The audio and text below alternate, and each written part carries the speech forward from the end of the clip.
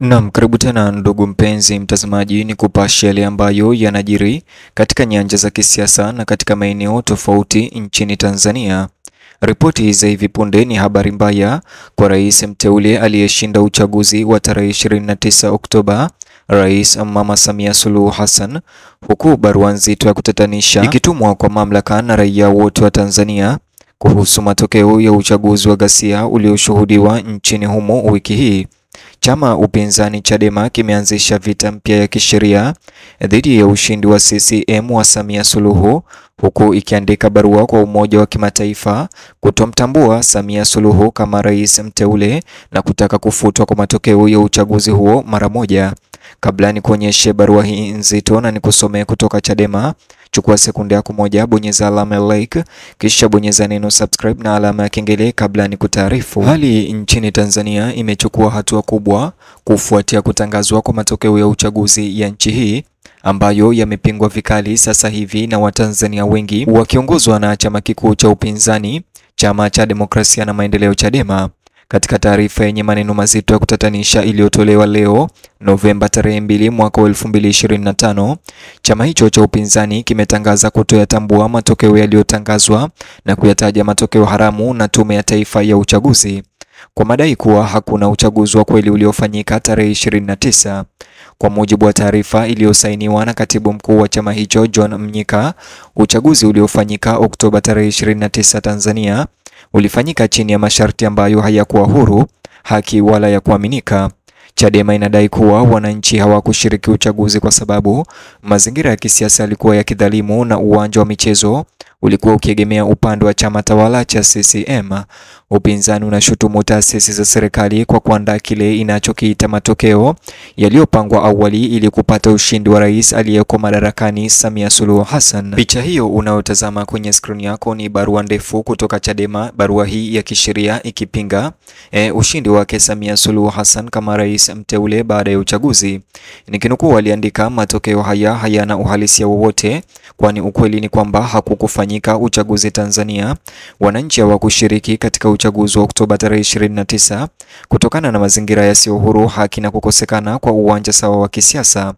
Aidha, Chadema tunasisitiza kwamba tume ya uchaguzi imetoa takwimu ambazo hazina uhalisia wowote zaidi ya kudhihirisha nia ovu ya Samia Suluhu Hassan na chama chake ya kuiba uchaguzi, jambo ambalo walifanikiwa. Chadema tumeeleza mara kadhaa msimamo wetu wa no reform no election, hakuna mabadiliko hakuna uchaguzi. Tulionya wazi kuwa bila marekebisho ya kweli katika mfumo wa uchaguzi na sheria za kisiasa, uchaguzi huu usingeweza kuwa huru, wa haki na wa kuaminika. Maandamano yaliyoenea nchi nzima ni udhibitisho wa wazi kuwa wananchi hawakushiriki kwenye kile kinachoitwa uchaguzi na kutomkubali yeyote anayetokana na mchakato huu mbovu wa kiuchaguzi. Hivyo Chadema walitoa maoni yao ya mwisho wakisema, la kwanza, kutangazwa kwa matokeo leo ni mapinduzi ya wazi dhidi ya matakwa ya Watanzania ambao wamenyimwa haki ya kidemokrasia ya kuchagua viongozi wanaowataka. Namba 2, haimtambui Samia Suluhu Hassan kama rais wa Jamhuri ya Tanzania kwa kuwa hajachaguliwa na wananchi wa Tanzania. Na ya 3, inaishauri jumuiya ya kimataifa kutomtambua Samia Suluhu Hassan kama kiongozi wa Tanzania kwani hana uhalali huo kwa kuwa hajachaguliwa na wananchi wa Tanzania. Katika tamko lake hadharani, Chadema inasisitiza kuwa matokeo ya uchaguzi yanayotangazwa na tume ya uchaguzi jana hayakuwa ya ukweli wowote. Taarifa hiyo inaituhumu tume kwa kutoa takwimu za uzushi ambazo kabisa ziliundwa kuakisi maslahi ya chama tawala. Kwa mujibu wa Chadema, mchakato huo uligubikwa na khilba, vitisho na kutozingatiwa kabisa kwa kanuni za kidemokrasia.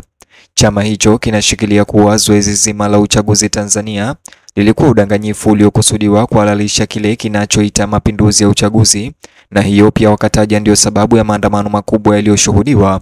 Upinzani ulisisitiza zaidi msimamo wake wa muda mrefu wa hakuna mageuzi hakuna uchaguzi, yani no reform no election, ukisema kwamba bila mageuzi ya kina ya uchaguzi na kisiasa haiwezekani kuwa na kura ya kuaminika ya kitaifa. Chama hicho kilisema kilionya serikali na tume kabla hapo kwamba kuendelea bila mageuzi kutaleta matokeo yenye utata na yasiyo halali. Sasa inadai maonyo hayo yamethibitishwa na mzozo unaendelea na kutoridhika kwa raia. Taarifa hiyo inaendelea kueleza kuwa Chadema haimtambui Samia Suluhu Hassan kuwa rais wa Jamhuri ya Muungano wa Tanzania. Chama hicho pia kinasisitiza kuwa hajachaguliwa na wananchi na hivyo kukosa mamlaka ya kimaadili na kikatiba kuongoza taifa hilo. Waraka huo pia unaitaka jumuiya ya kimataifa kutotambua urais wake Samia Suluhu Hassan, ikisema kuwa kufanya hivyo kutahalalisha mchakato usio halali unaodhoofisha demokrasia nchini Tanzania. Chama cha Demokrasia na Maendeleo Chadema, hata hivyo, kimewataka Watanzania wote kuwa watulivu lakini wasimame imara kukataa uchaguzi usio halali. Chama hicho kilitaja maandamano yanayoendelea na vitendo vya uasi wa raia kote nchini kuwa ni uthibitisho kuwa wananchi wamekataa kukubali matokeo hayo. Ilisisitiza matakwa yake ya haki katika uchaguzi na kutoa wito kwa washirika wa kikanda na kimataifa kuingilia kati na kushinikiza uwajibikaji, uwazi na mageuzi. Wakati makabiliano haya ya kisiasa yakipamba moto nchini, taarifa kutoka ndani ya Tanzania zilionyesha kuwa hali ya mashinani bado ni ya wasiwasi na tete, huku maandamano yakitarajiwa kuendelea. Kulingana na sasisho kutoka kwa Africa Today Media Group mtandaoni, kuna amri ya kutotoka nje nchini kote kuanzia saa 12 hadi saa 12 asubuhi, huku mamlaka ikijaribu kuzima machafuko yanayoongezeka ya maandamano.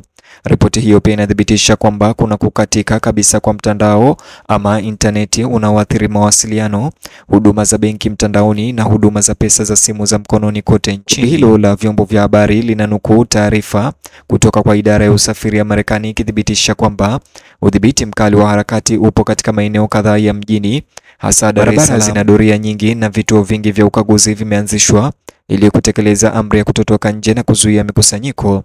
Ripoti zinaonyesha kuwa maeneo kadhaa yamekuwa magumu kufikiwa kutokana na vizuizi vya barabarani na kuwekewa vikwazo vya usafiri. Kukatika kwa mawasiliano na interneti kumesababisha ugumu kwa wanahabari na wananchi kushiriki habari na video.